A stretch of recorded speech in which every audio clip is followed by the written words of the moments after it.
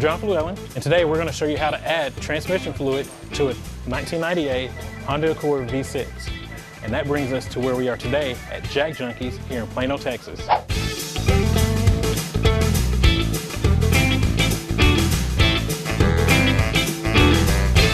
It's very simple.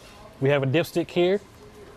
You pull it out, and there's a filler tube right where the dipstick came out. Now it's kind of hard to get to. You might want to get like some fuel line or something like that, and a small funnel.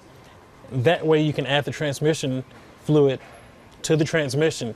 Now the important thing is the vehicle needs to be hot. It needs to have been running, and you want to always check the transmission fluid when the vehicle's hot, because if you don't, you'll get an inaccurate reading and you won't know how much transmission fluid is actually in the transmission.